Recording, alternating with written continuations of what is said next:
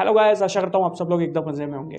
तो जैसे कि लास्ट जो वीडियो थी उसमें हमने सेक्शन 160 ऑफ सीआरपीसी तक कवर अप कर लिया था। अब इसके अंदर जो मैं आपको सेक्शन 161 के बारे में बताऊंगा, 161 और 162, क्योंकि 162 काफ़ी बड़ा सेक्शन है और काफ़ी इंपॉर्टेंट सेक्शन है। तो इसलिए 162 तक हम 161 और 162 कवर अप करेंगे। तो इसके अंदर फटाफट मैं बता देता हूँ। पहले मैं सोच रहा हूँ कि आपको एक ओवरव्यू दे दूँ, हर जो भी सेक्शन पढ़ाने जाऊँ पहले उसका एक ओवरव्यू दे दूँ ताकि आपको समझने में आसानी रहे। तो बात करते हैं सेक्शन 161। तो इसके अंदर टाइटल यही कह रहा है, examination of witness bye police. इसके अंदर सिंपल सी बातें यही हैं कि भाई अब वो उसमें आपका 160 में पुलिस ऑफिसर ने आपको नोटिस भेजा कि भाई आपको थाने आके वो देना है स्टेटमेंट। तो आप थाने गए, ठीक है, वो आपकी स्टेटमेंट आपसे लेगा, ठीक है, पूछेगा चीज़ें आपसे, क्वेश्चन वगैरह पूछेगा। तो पहली चीज़ है आपको सभी जो क्वेश्चन है उनके ट्रू आंसर देने हैं, ठीक है। आप अगर इसका एक एक्सेप्शन है कि अगर मान लीजिए आप ट्रू क्वेश्चन आंसर दे रहे हैं हर क्वेश्चन का, लेकिन आपको लग रहा है यार अगर इस क्वेश्चन का जो भी क्वेश्चन पूछा गया किसी एक क्वेश्चन का किसी भी का, कि भाई अगर मैंने इस क्वेश्चन का आंसर दिया तो हो सकता है मैं इन फ्यूचर फंस जाऊँ, मेरे ऊपर ही केस चलने लग जाए, ठीक है। तो उस सूरत हाल में आपको ज़रूरी नहीं है कि आपको आंसर देना है, आप देने से मना भी कर सकते हो, ठीक है, या आप गलत आंसर भी दे सकते हो। तो उस चीज़ में वो नहीं फंस सकते क्योंकि ये क्लियरली इसके अंदर मेंशन है सेक्शन के अंदर। और भी कई सारी सेक्शन के अंदर जो आपके हाथ में बेयर एक्ट है, बेयर एक्ट खोल लेना अगर आपने नहीं खोला, क्योंकि मैं बेयर एक्ट से ही पढ़ाता हूँ। तो बेयर एक्ट में आप देख लेंगे और क्या चीज़ है कि भाई सब ट्रूली आंसर देना जो मैंने आपको बताई दिया, ठीक है। अगर आपको कहीं लगता है कि आपके ऊपर क्रिमिनल चार्जेस वगैरह लग सकते हैं तो उस पेनल्टी लग सकते हैं, क्रिमिनल चार्जेस लग सकते हैं, तो उस कंडीशन में आप आंसर देने से मना कर सकते हैं। इसके बाद यह है कि भाई वो राइटिंग वगैरह में अगर करते हैं वहाँ पे मे वर्ड यूज़ है, कर भी सकते हैं नहीं भी कर सकते, वो उनकी अपनी मर्जी है, ठीक है। इसके बाद फिर आ जाता है कि अगर रेप विक्टिम है तो उसकी जो वो है रिड्यूस जो करी जाएगी, वो स्टेटमेंट रिकॉर्ड करी जाएगी, वो या तो वुमेन ही होनी चाहिए, पुलिस ऑफिसर या फिर कोई भी एनी वुमेन ऑफिसर। ये आ गया आपको समझ, ठीक है। 161 के अंदर यही सब दी गई हैं। अब मैं एक बार पढ़ देता हूँ, सेक्शन हम डिकोड करते हैं, तो स्टार्ट करते हैं। तो इसकी स्टेटमेंट जो इसकी हेडिंग है, टाइटल है, वो उससे ही आपको समझ आ जाएगा। Section 161 examination of witness bye police, simple कह रहा है विटनेस के एग्जामिनेशन। 160 में मैंने आपको बताया था कि आप विटनेस को थाने में बुला सकते हो, ठीक है, और आप किन को नहीं बुला सकते ये भी मैंने पूछा था। अगर आपको नहीं पता तो आई बटन में ऊपर जाइए, वहाँ आपको मिल जाएंगे डिटेल।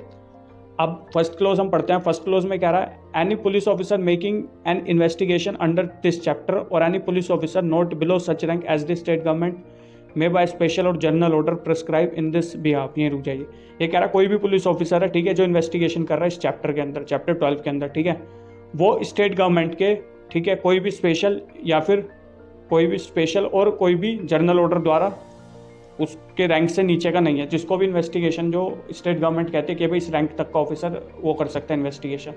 तो या तो वो है कौन भला आपका पुलिस ऑफिसर है कौन सा जो इन्वेस्टिगेशन कर रहा है इस चैप्टर के अंदर, ठीक है, officer in charge of police station हो सकता है, या ऑफिसर इंचार्ज ने जिसको बोला वो हो सकता है, या तो वो पर्सन है या फिर कोई और पर्सन है जो उस रैंक से छोटा का ना हो जो स्टेट गवर्नमेंट ने डिफाइन कर रखा है, ठीक है, बाय स्पेशल और जनरल ऑर्डर। अब आगे इसमें पढ़ेंगे, prescribe in this behalf acting on requisition of such officer may examine orally any person suppose to be acquainted with the fact and circumstances of the case. इसके अंदर police office कहा गया है कि जो पुलिस ऑफिसर है वो examine करेगा ओरली, किसको करेगा, जो विटनेस है। और वो विटनेस कौन हो सकता है, वो विटनेस वो हो सकता है जो fact and circumstances of the case से एक्विंटेड है, यानी कि जो केस है उसके फैक्ट एंड सर्कमस्टांसेस से कुछ ना कुछ रिलेशन उसका विटनेस का होना चाहिए। ये नहीं कि मान लीजिए पुलिस ऑफिसर को पता है कि भाई इस बंदे का कोई लेना देना नहीं है, बट परेशान करने के लिए या अपनी पर्सनल कोई भड़ास निकालने के लिए उसको बुला ले और केस परेशान करे, ऐसा नहीं है। एक्विटेंटेड होना चाहिए with the fact and circumstances of the cases, कोई ना कोई उसका रिलेशन उससे लिंक होना चाहिए, ठीक है, उसको एग्जामिन करेंगे ओरली। ये क्लियर हो गया पॉइंट। अब आ जाइए नेक्स्ट क्लोज में, such person shall be bound to answer truly all question related to such case put to him by such officer. यहीं रुक जाओ, पहली चीज कंडीशन ये आ गई कि वो जो पर्सन है जो भी एज अ विटनेस आया है जिसको बुलाया गया है एग्जामिनेशन के लिए पुलिस द्वारा, वो पर्सन बाउंड है, सारे जो क्वेश्चन है उनका ट्रूली वो आंसर देगा, ठीक है, ये उस पर बाउंडेशन है। Relating to such case put to him by such officer, जो उस केस से रिलेटेड उस पर एलिगेशन, मतलब जो भी क्वेश्चन वो पूछ रहा है, एलिगेशन नहीं, जो भी क्वेश्चन पूछ रहे हैं वो उसको आंसर देना पड़ेगा ट्रूली, ठीक है। अदर देन क्वेश्चंस, अभी आ गया exception, other than questions the answer to which would have tendency to expose him to a criminal charge और टू अ पेनल्टी और फॉर फीचर। इसका सिंपल सा यही है, वो उन जो क्वेश्चंस हैं उनका आंसर नहीं देगा जिसमें उसको ये लगता है कि भाई उसके ऊपर कोई क्रिमिनल चार्ज लग सकता है या कोई पेनल्टी लग सकती है, फॉरफीचर हो सकता है। अगर जैसे इसका मैं एक एग्जांपल देता हूँ, मान लीजिए ए पर्सन है, ए पर्सन को बुलाया थाने में कि भाई वहाँ पे एक मर्डर हुआ है, आप बताइए। अब ए पर्सन ने ही हथियार सप्लाई करे थे, a person as a witness क्या, तो पुलिस ने उससे पूछ लिया कि भाई आपको पता हथियार इस पे चक्कू आया कहाँ से आया, क्या आया, या चक्कू था उसका क्या वो था क्या नहीं था। तो इसको कहीं ना कहीं ये लग रहा है यार अगर मैं सारी बातें सच बता दूंगा तो कहीं ना कहीं मेरे पे वो आएगा, तो वहाँ ये वो आंसर नहीं दे सकता। ठीक है, वो ये गलत दे कैसे भी दे वो अलग चीज़ है, लेकिन इसके अंदर ये एक एक्सेप्शन डाल रखा है कि भाई अगर आपको लग रहा है आप फंस सकते हो तो आप उसका आंसर नहीं दोगे तो भी चल जाएगा। ठीक है, ये चीज़ हो गई क्लियर। अब आ जाओ नेक्स्ट क्वेश्चन में, जो थर्ड क्लोज है उसके अंदर। नेक्स्ट क्वेश्चन कह रहा हूँ, थर्ड क्लोज है उसके अंदर आ जाओ।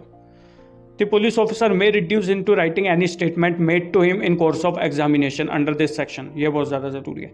जो पुलिस ऑफिसर है अगर वो चाहे, ऊपर क्या बोला था एग्जामिन करेगा ओरल, लेकिन अगर नीचे कह दिया फर्स्ट क्लोज में तो बोला एग्जामिनेशन करेगा ओरली, ठीक है, बट नीचे क्या कहते हैं, और ऊपर एक चीज ध्यान रखना मे वर्ड यूज है, शैल वर्ड यूज नहीं है, मे वर्ड यूज है, तो यानी कि कर भी सकता है ओरली और नहीं भी कर सकता। लेकिन नीचे भी एक आ गया है कि अगर वो चाहे तो राइटिंग में कोई भी स्टेटमेंट को वो रिड्यूस कर सकता है, any statement made to him, but वो जो राइटिंग में करेगा वो स्टेटमेंट वो कब की होगी, in the course of examination under this section.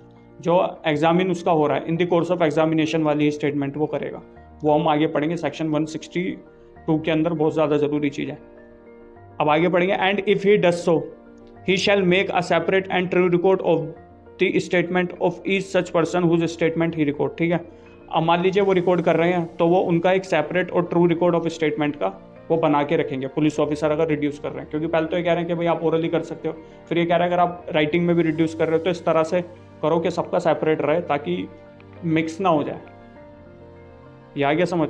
अब इसके बाद आ जाओ प्रोवाइजो में, provided that statement made under this subsection may also be recorded by audio video electronic means. ठीक है, अब इसके अंदर बोला ये जो स्टेटमेंट रिकॉर्ड हो रही है इस सबसेक्शन के अंदर, ठीक है, थर्ड वाले के अंदर, ये हो सकता है by audio video electronic means के भी आप कर सकते हो। आप ऑडियो उसके भी थ्रू स्टेटमेंट रिकॉर्ड कर सकते हो, चाहे इलेक्ट्रॉनिक मीन्स के भी आप कर सकते हो। यहाँ पे एक ऑप्शन है, मर्जी आपकी। ठीक है, ये जो है ये सब क्लोज 2009 के अंदर, ये प्रोवाइजो 2009 के अंदर डाला गया था, ये चीज हो गई। अब आ जाओ नेक्स्ट प्रोवाइजो के अंदर, provided further that the statement of a women against वुम an offence under section 354 है, 354 भी वही सब सेक्शन है जो प्रोवाइजो में आ रहे हैं। ये वही है जो भी वुमेन के अगेंस्ट में किसी भी तरह का ऑफेंस हुआ है। ठीक है, ये सब section of Indian penal code is alleged to have been committed और attempt shall be record by a women police officer और एनी वुमेन ऑफिसर। ये मैंने आपको बता रही है, प्री के अंदर भी क्वेश्चन आता है, कंफ्यूजन का होता है, मैं बताता हूँ आपको। इसके अंदर ये बोल रहा है कि भाई अगर कोई भी वो है वुमेन जिसके अगेंस्ट में ऑफेंस हुआ है, कौन कौन से ये सब ऑफेंस जो है, अगर ये ऑफेंस हुए हैं, ठीक है, तो इसमें अगर वुमेन की स्टेटमेंट रिकॉर्ड हो रही है, यानी कि विक्टिम की अगर कोई स्टेटमेंट रिकॉर्ड हो रही है, ठीक है, उसके अंदर जो उसकी स्टेटमेंट है, ठीक है, वो स्टेटमेंट रिकॉर्ड करी जाएगी किसके द्वारा, कोई भी वुमेन ऑफिसर हो, ठीक है, पुलिस ऑफिसर हो सकते हैं या एनी वुमेन ऑफिसर। प्री के क्वेश्चन का आंसर देते हुए ध्यान रखना है, क्वेश्चन आता है तो इसके अंदर जब आप प्री हो या कोई भी कॉम्पिटिटिव एग्जाम जब आप मतलब उसको दे रहे हो आंसर, तो इसमें ध्यान रखना एनी वुमेन ऑफिसर भी है, पुलिस ऑफिसर भी है, एनी वुमेन ऑफिसर वर्ड भी मेंशन है, इस चीज़ का ध्यान रखना। ठीक है, ये हो गया आपका सेक्शन 161 कंप्लीट। तो अब चलिए 161 मैंने आपको बता दिया, अब आते हैं सेक्शन 162 के अंदर। बहुत ही ज़्यादा इंपॉर्टेंट सेक्शन है, मैं बार बार कह रहा हूँ, क्योंकि इसकी जो एक थोड़ा लैंग्वेज है ना, अगर आप बेयर एक्ट की पढ़ोगे तो मेरे हिसाब से आप भी कंफ्यूज हो जाओगे, क्योंकि फर्स्ट टाइम जब मैंने पढ़ी थी मेरे तो सर के बिल्कुल ऊपर से चली गई थी कि मतलब क्या बोल रहा है, इसके अंदर क्या हो रहा है। तो यही है, इसको थोड़ा समझना थोड़ा मुश्किल है, लेकिन कोई नहीं, मैं आपको पूरा अच्छी तरीके से ये चीज़ समझा दूंगा। अब आ जाइए सेक्शन 162। तो मैं थोड़ा सा ओवरव्यू इसके पहले आप दे देता हूँ इसके ऊपर। देखिए 161 के अंदर आपने दी स्टेटमेंट, जो एग्जामिनेशन करा पुलिस ने, आपने स्टेटमेंट दी। 160 में आपको नोटिस आया, ठीक है, बेयर एक्ट में आप देख सकते हैं। 160 में आपको पास अटेंडेंस के भाई थाने आओ, बुलाया पुलिस ने, ठीक है। 161 के अंदर पुलिस ने आपकी स्टेटमेंट वगैरह रिकॉर्ड करी। अब आ जाइए 162 के अंदर। अब जो स्टेटमेंट आप दे के अपने घर आ गए, अब उसे स्टेटमेंट जाएगी कोर्ट में, तो तब क्या होगा, क्या क्या चीज़ें हो सकती है, क्या क्या नहीं हो सकती, उन सब चीज़ों के रिगार्ड में बात हो रही है। अब इसके अंदर मैं कुछ आपको पहले बता देता हूँ। देखिए पहली चीज़ ये कहता है कि भाई जो स्टेटमेंट दिया पुलिस को, ठीक है, वो पुलिस ने अगर रिड्यूस कर रखी है राइटिंग में, तो वो जिस पर्सन ने दी है उसके साइन उस पर स्टेटमेंट पर नहीं होने चाहिए। पहली चीज़, उसमें उसके साइन नहीं होने चाहिए, पहली चीज़ ये। दूसरी चीज़ ये, अब उसके साइन नहीं होने चाहिए, क्यों नहीं होने चाहिए? क्योंकि यार कोर्ट में दे रहे हैं, अच्छा है ना, उसके साइन करा देंगे। ये इसलिए नहीं होने चाहिए क्योंकि पुलिस की इलीगल प्रैक्टिस को रोकने के लिए। इलीगल प्रैक्टिस कैसी कि भाई कई मतलब बातें ऐसी पहले भी निकल कर आई कि भाई पुलिस जो है अपनी मनगढ़ंत मतलब विटनेस आया उसको डरा धमका के अपने हिसाब से स्टोरी बनवा दी। अगर ऐसे होने लग गया तो एक्यूज के लिए मुश्किल हो जाएगा। ठीक है, कई बार ऐसे भी हो सकता है पुलिस को एक्यूज साइड से पैसे खिलाते और पुलिस जो विटनेस आया है उसकी तरफ से, विक्टिम की तरफ से, ठीक है, पैसे खिला दिए पुलिस को, उसने उसको डरा धमका के उसकी स्टेटमेंट चेंज कराने के लिए बोल दिया और ये बोल दिया कि तू ये बोल रहा है, पुलिस ने लिख के दे दिया। अब ऐसे में वो जो बेचारा विटनेस है वो कोई लॉयर तो नहीं है कि दिमाग लगाएगा इधर से उधर घुमा देगा, वो तो नॉर्मल बेचारा इंसान है। अब वो विटनेस जब कोर्ट के अंदर जाएगा तो वो अपनी स्टेटमेंट में ही फंस जाएगा। तो इस चीज को बचाने के लिए कि भाई इसमें कोई भी फंस सकता है, विटनेस वो भी फंस सकता है, एक्यूज भी फंस सकता है और विक्टिम भी फंस सकती है। तो इस चीज को करने के लिए ये कह दिया कि भाई कोई भी स्टेटमेंट आप रिकॉर्ड करिए, आप इन्वेस्टिगेशन करिए, कोई दिक्कत नहीं, लेकिन ये जो स्टेटमेंट है ये कोर्ट में साइन इस पर मत करवा के लाना उसकी, क्योंकि उसको स्टेटमेंट दी गई कोर्ट में जनरली तौर पर एडमिसेबल नहीं है। कुछ है एक्सेप्शन, मैं बता दूंगा कब हो सकता है वो, लेकिन जनरली नहीं होता। पहली चीज समझ आ गई कि एक तो भैया उस पर साइन नहीं चाहिए, पहली चीज है। दूसरी चीज है जो स्टेटमेंट है वो कब दी जानी चाहिए, वो जो स्टेटमेंट है वो दी जानी चाहिए in the course of investigation. ठीक है, जब इन्वेस्टिगेशन चल रही है उस टाइम पर अगर वो स्टेटमेंट दी गई है तो वही स्टेटमेंट सेक्शन 162 के अंदर आनी चाहिए। अगर इन्वेस्टिगेशन में दी गई स्टेटमेंट नहीं है तो वो उसके ऊपर 162 अप्लाई नहीं होगा इन कोर्स ऑफ इन्वेस्टिगेशन। दूसरी चीज याद हो गई। तीसरी चीज ये हो गई कि वो इन्वेस्टिगेशन कह रहा हूँ, स्टेटमेंट वो ड्यूली प्रूव्ड होनी चाहिए। इसके अंदर कह रहा है ड्यूली प्रूव्ड होनी चाहिए। अब आप बोलेंगे ड्यूली प्रूव्ड का मतलब क्या होता है? हो सकता है आप इस टाइम पे कंफ्यूज हो, लेकिन जो वर्ड मैं बता रहा हूँ, उनके मीनिंग बता रहा हूँ, वो समझे, क्योंकि ये सेक्शन समझने में आपकी हेल्प करेगा। ड्यूली प्रूव्ड कैसे होनी चाहिए कि जो स्टेटमेंट उसने वहां दी है, जो रिड्यूस करी गई है पुलिस द्वारा राइटिंग में, वही सेम स्टेटमेंट भी विटनेस जब कोर्ट में आ रहा है वही बात कह रहा है, तो वहां भी एक बात थी और यहां भी यही बात है। ठीक है, ये हो गया ड्यूली प्रूव्ड। अब जब स्टेटमेंट ड्यूली प्रूव्ड हो गई तो उसको फिर कॉन्ट्राडिक्ट कर सकता है। कौन कॉन्ट्राडिक्ट करेगा? इसमें कॉन्ट्राडिक्ट करेगा एक्यूज पार्टी। अब एक्यूज पार्टी की कॉन्ट्राडिक्ट करेगी, एक्यूज पार्टी इसलिए कॉन्ट्राडिक्ट करेगी क्योंकि 162 के अंदर जो स्टेटमेंट रिकॉर्ड होगी वही स्टेटमेंट रिकॉर्ड होगी प्रोसिक्यूशन विटनेस की। किसकी स्टेटमेंट होगी? प्रोसिक्यूशन विटनेस की। तीन तरह के विटनेस होता है, प्रोसिक्यूशन हो गया, एक डिफेंस साइड से डिफेंस विटनेस हो गया, और एक होता है कोर्ट विटनेस जिसको कोर्ट अपनी तरफ से बुलाता है। तीन विटनेस होते हैं। ठीक है, तो प्रोसिक्यूशन पे अप्लाई होगी बस 162 जो सेक्शन है वो प्रोसिक्यूशन विटनेस के लिए, डिफेंस और कोर्ट विटनेस के लिए नहीं है, ध्यान रखना। ठीक है, अब उसको जब डिफेंस की तरफ से एक्यूज साइड से उसको कॉन्ट्राडिक्ट करा जाएगा। पहली चीज ये समझ आ गई। अब आ जाओ दूसरी सिचुएशन में, और जो कॉन्ट्राडिक्ट करने की है कोर्ट से कोई भी परमिशन नहीं चाहिए, आप सीधा कॉन्ट्राडिक्ट कर सकते हो। पहली चीज ये हो गई। दूसरी चीज ये हो गई कि अगर मान लीजिए प्रोसिक्यूशन विटनेस आया, वो हो गया होस्टाइल। अब आप बोलेंगे होस्टाइल मतलब क्या होता है? होस्टाइल मतलब ये होता है कि जो स्टेटमेंट पहले दे रहा था विटनेस, अब कोर्ट में आके उसने स्टेटमेंट बदल दी। अब जब बदल दी तो ऐसे में फिर उसको कॉन्ट्राडिक्ट करा जाएगा खुद प्रोसिक्यूशन साइड से, जो प्रोसिक्यूशन के वकील साहब, प्रोसिक्यूशन को ना, प्रोसिक्यूशन है विक्टिम पार्टी, तो उनकी तरफ से अब इसको कॉन्ट्राडिक्ट करा जाएगा। बट इसमें कंडीशन है, यहां पर जब कॉन्ट्राडिक्ट करेंगे तो यहां पर कॉन्ट्राडिक्ट के लिए उनको परमिशन चाहिए। किसकी परमिशन चाहिए? कोर्ट की। बिना कोर्ट की परमिशन के कॉन्ट्राडिक्ट नहीं कर सकता कौन? प्रोसिक्यूशन। ठीक है, लेकिन अगर उसको कॉन्ट्राडिक्ट करना है एक्यूज साइड से, वो कर सकते हैं without the permission of court. ठीक है, वो कब करेंगे? उसकी कंडीशन बता दी कि जब स्टेटमेंट ड्यूली प्रूव्ड हो जाए, इन कोर्स ऑफ इन्वेस्टिगेशन है, ठीक है, तब वो स्टेटमेंट को मतलब वो कर सकते हैं उसको कॉन्ट्राडिक्ट, उसको आपका प्रोसिक्यूशन विटनेस को। यह आ गया। तीसरी मेन चीज ये है, ये जो स्टेटमेंट दी एक्यूज उसने, प्रोसिक्यूशन विटनेस ने, ये कोरोबोरेट नहीं हो सकती। अब आप सोच रहे होंगे कि कोरोबोरेट कौन सी नई टर्म आ गई? कोरोबोरेट का मतलब ये होता है जो मैंने स्टेटमेंट दी है, मतलब जो मैंने पुलिस को स्टेटमेंट दी है, ठीक है, वही सेम स्टेटमेंट के साथ अदर कुछ एविडेंस सपोर्ट में लगा देना, कोरोबोरेट हो गई स्टेटमेंट। ठीक है, ये क्यों नहीं परमिट करा गया?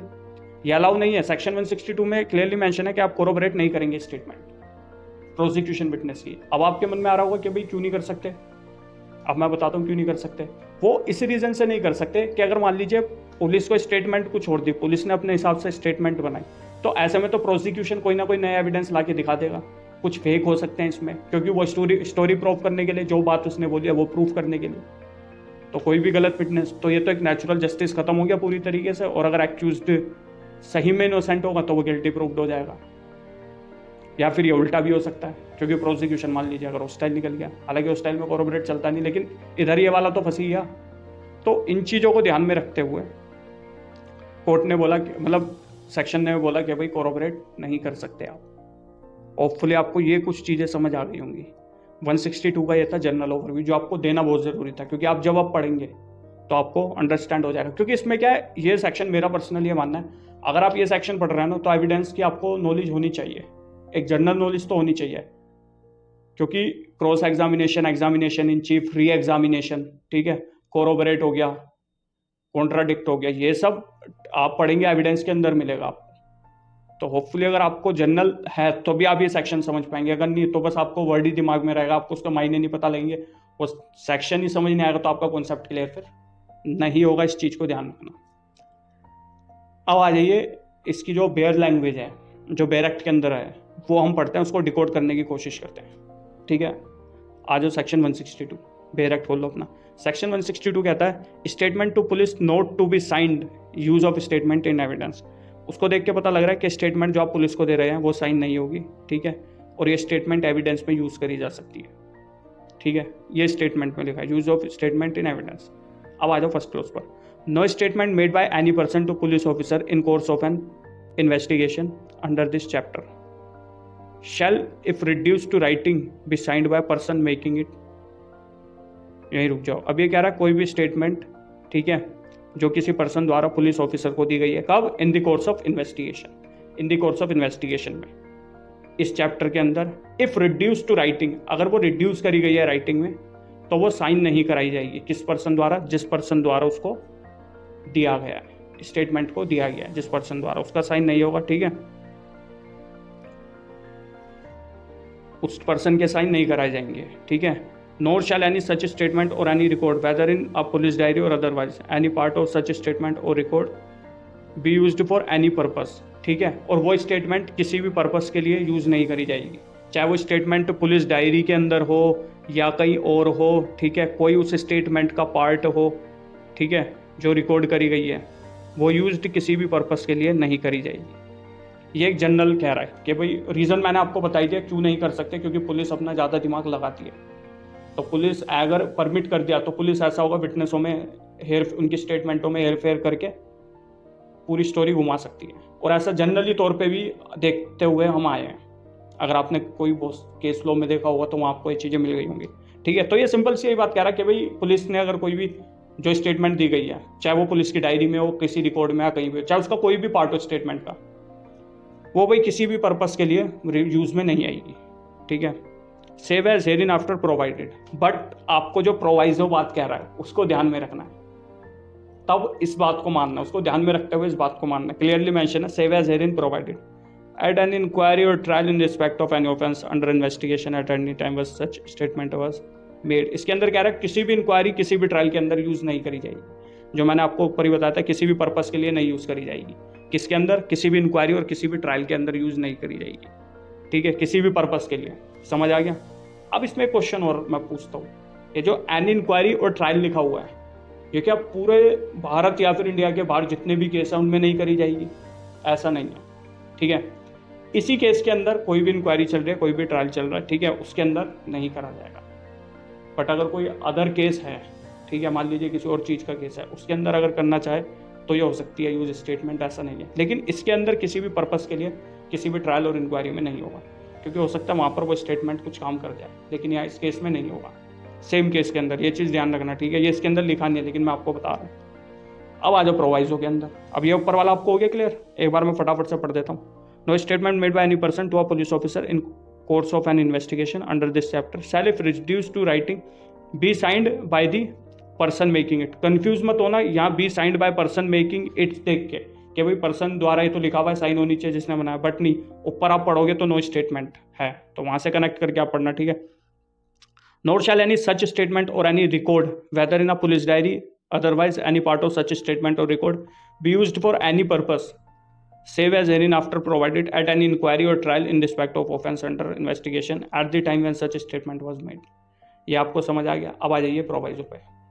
Provided that when any witness is called for prosecution in such inquiry or trial whose statement has been reduced in writing, any part of his statement, if duly proved, may be used by witness. यहीं रुक जाओ, ठीक है, इससे आगे मत जाना. अभी मैं ये बता दूं क्या है इसके अंदर. ये कह रहा है provided when any witness is called for prosecution. कोई भी विटनेस प्रोसिक्यूशन साइड से बुलाया जा रहा है. प्रोसिक्यूशन कौन? विक्टिम साइड से. कोई भी विटनेस बुलाया जा रहा है किसमें? इन सच इंक्वायरी और ट्रायल, किसी भी इंक्वायरी और ट्रायल में whose statement has been reduce into writing, जिसकी स्टेटमेंट राइटिंग में रिड्यूस करी गई है, उसको बुलाया जा रहा है. ठीक है. Any part of his statement if duly proved, अगर कोई भी वो जो स्टेटमेंट उसने दिया है अगर उसके कोई भी पार्ट, या तो पूरी स्टेटमेंट या फिर कोई भी पार्ट अगर ड्यूली प्रूव्ड हो गया. ड्यूली प्रूव्ड मतलब वही वाली बात कि वहाँ भी ये बात कही और यहाँ भी यही बात कही, दोनों बात मेल खा गई. यानी जो पुलिस ने स्टेटमेंट रिकॉर्ड करी और यहाँ ये जो अब कोर्ट में आके कह रहा है, ये दोनों मेल खा गई, दोनों बात सेम ही है. ठीक है. तो उसके बाद may be used by accused. ठीक है. इसमें जो है अब वो स्टेटमेंट को यूज किया जा सकता है एक्यूज की तरफ से. यूज्ड किस सेंस में? यूज्ड इस सेंस में क्या वो इसका करेगा कॉन्ट्राडिक्शन, क्योंकि ये तो बात इसने कह दी. अब एक्यूज का भी तो राइट बनता है ना कि उसको कॉन्ट्राडिक्ट करने का, उसमें खामियां निकालने का, उसको बताने का. तो एक्यूज सर तरफ से अब उसको करा जाएगा कॉन्ट्राडिक्ट. ठीक है. And with the permission of the court. ये आपके लिए नहीं है ये वाली बात ना, ये एक्यूज के लिए नहीं है, ये बात है प्रोसिक्यूशन वाले के लिए. इस पर भी हम आते हैं. ठीक है. इतना समझ आ गया ना आपको? अब आ जाओ. And with the permission of the court by prosecution to contradict such witness in the manner provided by section 145 of the Indian evidence. ठीक है. ये वही कह रहा है कि भाई जब एक्यूज वो करेगा तो सेक्शन 145 जो इंडियन एविडेंस का, उसके अकॉर्डिंग उसको कॉन्ट्राडिक्ट वगैरह जो करना है वो करेगा. And when any part of such statement is so used, any part may also be used in री एग्जामिन. अब यहाँ रुक जाओ. अब मैं आपको इधर का समझ आ गया आपको? प्रोसिक्यूशन विटनेस अगर स्टेटमेंट उसकी ड्यूली प्रूव्ड हो जाती है तो ठीक है. अगर ड्यूली प्रूव्ड नहीं होती, कॉन्ट्राडिक्ट कर देती है, तो ऐसे में फिर प्रोसिक्यूशन उसको वो करेगा. अगर वो हॉस्टाइल हो जाता है, ठीक है, तो फिर वो उसका वो करेगा क्रॉस एग्जामिन. ठीक है. उसके अंदर ये है कि भाई पहले उसको पर कोर्ट से परमिशन लेनी पड़ेगी. किसको? प्रोसिक्यूशन को परमिशन लेनी पड़ेगी कि भाई वो कॉन्ट्राडिक्ट अब करेगा, क्योंकि ये हॉस्टाइल डिक्लेयर हो गया. हॉस्टाइल मतलब वही है, वहाँ कह रहा था कि भाई मैंने इसको डंडे से मारते हुए देखा और ये भाग गया. फिर बट अब कोर्ट के अंदर आया, क्या कह रहा है मैंने उसको भागते हुए देखा, मारते हुए नहीं देखा. तो भाई ये तो सबसे बड़ा क्वेश्चन मार्क रेज हो गया कि आपने मारते हुए ही नहीं देखा. तो मारा इसने या नहीं मारा? क्या हो सकता है वो डर के भाग रहा हो सकता है कोई और मार रहा हो. ए ने देखा क्या ये इसको मार रहा है, मतलब बी सी को मार रहा है, अगर मैं मारूंगा मेरे को भी मार देगा. तो ए वहाँ से भाग गया. अब डी ने उसको देख लिया, डी विटनेस बन के कोर्ट में आया, तो डी कह रहा है जी मैंने तो भागते हुए देखा. बट थाने के अंदर डी ने पुलिस वाले को कहा कि मैंने तो उसको ए को मारते हुए भी देखा था और भागते हुए भी. कोर्ट में आके कह रहा है कि ए को मैंने भागते हुए देखा, मारते हुए नहीं देखा. तो सबसे बड़ा क्वेश्चन मार्क रेज हो गया कि ए ने मारा भी या नहीं मारा. तो अब इस कंडीशन में क्या है? इस कंडीशन में यह है कि अब प्रोसिक्यूशन द्वारा इसको वो करा जाएगा. ठीक है, कॉन्ट्राडिक्ट. लेकिन कॉन्ट्राडिक्ट करने से पहले उसको परमिशन लेनी पड़ेगी ऑफ कोर्ट की. तो ये जो लिखा है ना, with the permission of the court by the prosecution to contradict such witness in the manner provided by section 145 of Indian evidence act. जो इंडियन एविडेंस की जो डिफाइन है उसके अकॉर्डिंग वो उसको कॉन्ट्राडिक्ट करेगा. ठीक है, ये आ गया समझ? अब वो उसको कॉन्ट्राडिक्ट करेगा.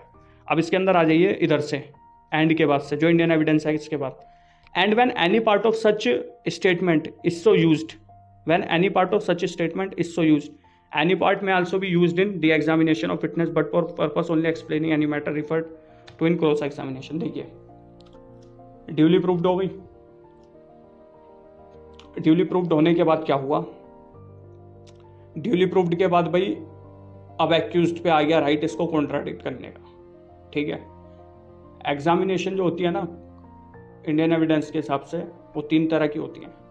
सबसे पहले एग्जामिनेशन इन चीफ. ठीक है. उसके बाद होती है क्रॉस एग्जामिनेशन. ठीक है. फिर उसके बाद मान लीजिए क्रॉस एग्जामिनेशन में कुछ वो हो गया, कमी निकल गई. ठीक है. उसके बाद फिर वो मैटर चला जाता है सामने वाली पार्टी यानी कि प्रोसिक्यूशन के बाद. उसको फिर बोलते हैं री एग्जामिनेशन। आ गया समझ? Examination in chief, cross examination, और थर्ड वन इज आपका वो हो गया री एग्जामिनेशन। तो अब ये सेक्शन क्या कह रहा है वो मैं आपको बताता हूँ। समझ आ गया आपको? Examination in chief, cross examination, और वापसी अगर आएगा तो वो हो जाएगा री एग्जामिनेशन। अब मान लीजिए यहाँ पे स्टेटमेंट हो गई ड्यूली प्रूव्ड। अब एक्यूज को राइट आ गया इसको कॉन्ट्राडिक्ट करने का। अब एक्यूज ने क्रॉस एग्जामिनेशन में कर दिया उसको कॉन्ट्राडिक्ट। अब जब कॉन्ट्राडिक्ट कर दिया तो अब ड्यूटी उस कॉन्ट्राडिक्ट को सोल्व करने की, उस प्रॉब्लम को जो क्रिएट करी गई है एक्यूज द्वारा, उसको ठीक करने के लिए अब उस कौन करेगा इसको ठीक? अब करेगा प्रोसिक्यूशन। तो इसमें लिखा हुआ है कि अगर when any part of such statement is so used, any part may also be used to re examination. अगर उस स्टेटमेंट के किसी पार्ट की वजह से उसको कॉन्ट्राडिक्ट करा गया तो इधर जो आपका प्रोसिक्यूशन है वो पूरी स्टेटमेंट का कोई भी पार्ट यूज कर सकता है। ठीक है, when any part of such is so used, any part may also be used in re examination of such witness. वो यूज कर सकता है कोई और पार्ट, बट किस चीज के लिए कर सकता है? वो यूज कर सकता है but for the purpose only of explaining any matter refer to in his cross examination. जो कॉन्ट्राडिक्ट क्रॉस एग्जामिनेशन में हुआ था ना, वो री एग्जामिनेशन में उसको ठीक करने के लिए, एक्सप्लेन करने के लिए वो यूज करा, कोई भी पार्ट स्टेटमेंट का यूज करा जा सकता है। सिर्फ और सिर्फ किस पर्पस के लिए? जो कॉन्ट्राडिक्शन क्रॉस एग्जामिनेशन में हुआ है उस पर्पस के लिए बस। ये आगे समझ आपको? होपफुली इसमें आपको अब कोई भी कंफ्यूजन नहीं रही होगी। अब आ जाओ सबसेक्शन 2 पे। सबसेक्शन 2 एक एक्सेप्शन की तरह बात कर रहा है 162 के। इसको पहले मैं पढ़ देता हूँ फिर मैं आपको डिफाइन करूंगा। Nothing in this section shall be deemed to apply to any statement following within the provisions of clause 1 of section 32 of Indian evidence act 1872 और to affect the provision of section 27 of that act. ये कह रहा है कोई भी अगर statement दी गई है सेक्शन 32 के अकॉर्डिंग या फिर कोई भी स्टेटमेंट दी गई है सेक्शन 27 के अकॉर्डिंग, वो 162 के अंदर नहीं आएगी। ठीक है, 32 इंडियन एविडेंस एक्ट का बात कर रहा है वो आपका डेइंग डिक्लेरेशन।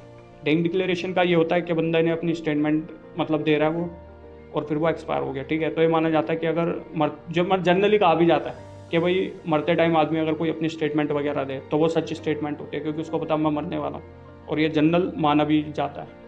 तो ये डेइंग डिक्लेरेशन में अगर किसी ने अपनी डेइंग डिक्लेरेशन में स्टेटमेंट दिया वो 162 उस पर नहीं आएगा। ठीक है, 162 से वो अलग हो जाएगी स्टेटमेंट, 162 एप्लीकेबल नहीं होगा। ठीक है, 32 हो गया। 27 ये कहता है discovery of evidence. Discovery of statement जो होती है ना, एविडेंस कह रहा हूँ, डिस्कवरी ऑफ स्टेटमेंट। इसमें डिस्कवरी ऑफ स्टेटमेंट मतलब मान लीजिए इसमें बताया गया कि भाई जो हथियार छुपाए गए हैं ना वो उस एरिया में छुपाए गए हैं, या फिर डेड बॉडी उस एरिया में छुपाई गई है। इन चीज़ों के रिगार्ड में जो भी स्टेटमेंट होगी, ठीक है, सेक्शन 27 की, वो मैं बताऊंगा 27 जब हम पढ़ेंगे उसके अंदर। इसमें मैं वो नहीं करना चाहता क्योंकि कंफ्यूज, बस आप इतना ध्यान रखो सेक्शन 32 और 27 एप्लीकेबल नहीं होगा। ठीक है, उसकी स्टेटमेंट जो उसके अंदर स्टेटमेंट है उस पर 162 एप्लीकेबल नहीं है। अब आ जाओ एक्सप्लेनेशन पे। An omission to state a fact or circumstances in this statement referred to in a subsection 1 may amount to contradiction if the same appear significant, otherwise relevant, having to the context in which such omission occur, whether any omission amount to contradict in a particular context shall be question of effect। एक चीज ध्यान रखिए, मान लीजिए कोई statement दी, omission में आपको पहले बताता हूँ ओमिशन क्या होता है। ठीक, तो ये ओमिशन क्या होता है, इसको समझाने के लिए आपको मैं एक एग्जांपल देता हूँ। देखिए क्या होगा। मान लीजिए ए पर्सन ने स्टेटमेंट, ए पर्सन है प्रोसिक्यूशन विटनेस, ठीक है, उसने जो थाने में स्टेटमेंट दी पुलिस ऑफिसर को, उसने ये बोला कि भैया मैंने बी को जो देखा ना, बी गाली भी दे रहा था किसको, सी को, और फिर उसने सी को गोली से मार दिया, बंदूक से गोली चला के मार दिया। अब कोर्ट जब आया यहाँ पे, कोर्ट कह रहा हूँ प्रोसिक्यूशन विटनेस जब आया कोर्ट में, तो कोर्ट में प्रोसिक्यूशन विटनेस आके क्या कह रहा है, प्रोसिक्यूशन विटनेस ये कह रहा है कि मैंने गोली मारते हुए देखा। अब गाली वाली बात प्रोसिक्यूशन विटनेस नहीं बोली, सिर्फ यही बोली कि मैंने गोली मारते हुए देखा। तो इसमें अब क्या हुआ, एक चीज ए ने नहीं बोली तो ए कर गया ये बात ओमिट। समझ गए आप, ए कर गया ओमिट, क्योंकि कोर्ट में तो उसने बोला, उसमें थाने में तो दो बात बोली कि ये गाली दे रहा था बी, और फिर बी ने गोली मार दी सी को। यहाँ के कोर्ट में आके क्या कह रहा है, कोर्ट में आके कह रहा है कि मैंने देखा कि बी ने गोली चलाई थी। अब इसके अंदर ये देखा जाएगा जो गाली वाली बात है, अगर ये सिग्निफिकेंट है, सिग्निफिकेंट मतलब इम्पोर्टेंट, अगर ये इम्पोर्टेंट है तो इसमें फिर कॉन्ट्राडिक्ट प्रोसिक्यूशन कर सकता है, अगर सिग्निफिकेंट इम्पोर्टेंट है। अगर सिग्निफिकेंट नहीं है, इम्पोर्टेंट नहीं है, तो फिर वो ओमिशन इतना मतलब कॉन्ट्राडिक्शन के लिए नहीं लाया जाएगा। समझ आ गया? उसको कॉन्ट्राडिक्ट किया जा सकता है, अगर नहीं है तो उसको कॉन्ट्राडिक्ट नहीं किया जाएगा। एक सिचुएशन और मैं दे देता हूँ। मान लीजिए ए बोल रहा है कि भाई मैंने बी को, पहले बी ने चक्कू से मारा सी को, फिर जब सी नहीं मारा तो सी को गोली से मार दिया बंदूक चलाकर।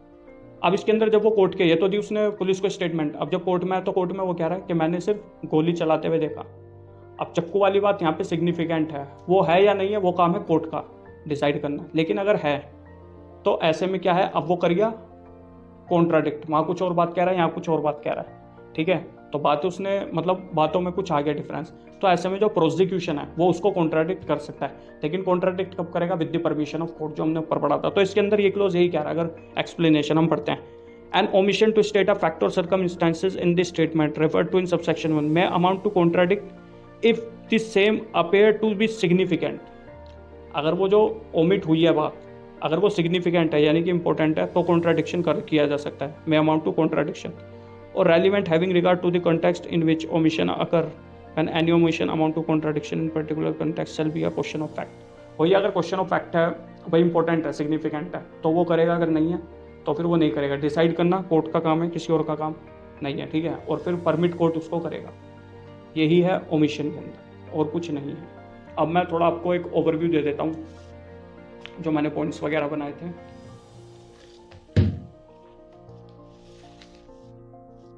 इसके अंदर एक केस है, केस आप कर सकते हैं इसके अंदर। यूसुफ अली ई नेगरी का केस है, 1967 का केस है। इस केस के अंदर क्या हुआ था मैं आपको बता देता हूँ। इस केस के अंदर ये हुआ था कि जो पुलिस ऑफिसर हैं वो थे अंदर वाले रूम के अंदर, ठीक है, और एक्यूज्ड बैठा हुआ था बाहर वाले रूम में।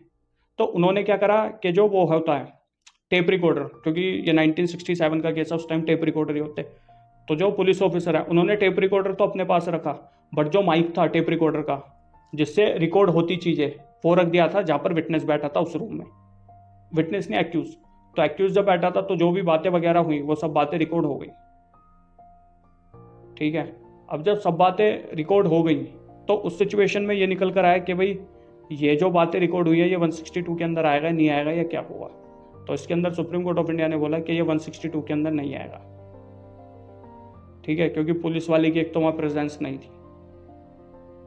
तो ये अगर आप केस रेफर करना चाहें तो ये आप केस रेफर कर सकते हो, वो आपकी मर्जी, अगर आपको लगता है कि भाई करना चाहिए। तो यही है पूरा सेक्शन 162। मैंने कहा था कि मैं 161 और 162 आपको एक्सप्लेन करूंगा, तो मैंने पूरा इसके अंदर एक्सप्लेन कर दिया। अगर आपको कोई दिक्कत आ रही हो, कुछ चीज़ समझ नहीं आ रही हो, या कुछ आपने प्रॉब्लम फेस करी है, तो आप कमेंट सेक्शन के अंदर मेंशन कर सकते हैं, मैं उसका रिप्लाई आपको दे दूंगा, जो भी प्रॉब्लम वगैरह है। एक चीज़ है। दूसरी चीज़ है, जो मेरा इंस्टाग्राम चैनल है लीगल मैन के नाम से, उसका मैं लिंक डिस्क्रिप्शन में भी डालूंगा। उसके अंदर हम डेली एक क्विज क्वेश्चन डाल रहे हैं लीगल के रिगार्ड में, मतलब लीगल क्विज क्वेश्चन है, कोई भी हम एक क्वेश्चन डाल देते हैं लीगल जो हमारी है, तो उसके अंदर आप आंसर दीजिए उसका, और फिर नेक्स्ट डे हम उसका एक्सप्लेनेशन देते हैं कि भाई क्या इसका आंसर है क्या नहीं। आंसर तो आपको एंड टू एंड पता लग जाएगा, लेकिन उसका एक्सप्लेनेशन आपको नेक्स्ट डे हम स्टोरी में ही डाल देते हैं। तो अगर आपको वो करना है, ज्वाइन आपको देखना है, तो आप सीधा नीचे जाइए डिस्क्रिप्शन में, वहाँ से आप उसको लिंक हमने डाला हुआ है, वहाँ से आप फॉलो कर सकते हैं। और आपको अगर किसी भी तरह की कोई भी प्रॉब्लम जो मैं चीज़ें बता रहा हूँ उनमें आ रही है, तो आप कमेंट सेक्शन के अंदर मेंशन कर सकते हैं। तो ठीक है, फिर मिलते हैं हमारी नेक्स्ट वीडियो में। तब तक के लिए कीप स्माइलिंग, खुश रहिए, मज़े लीजिए। Thank you so much.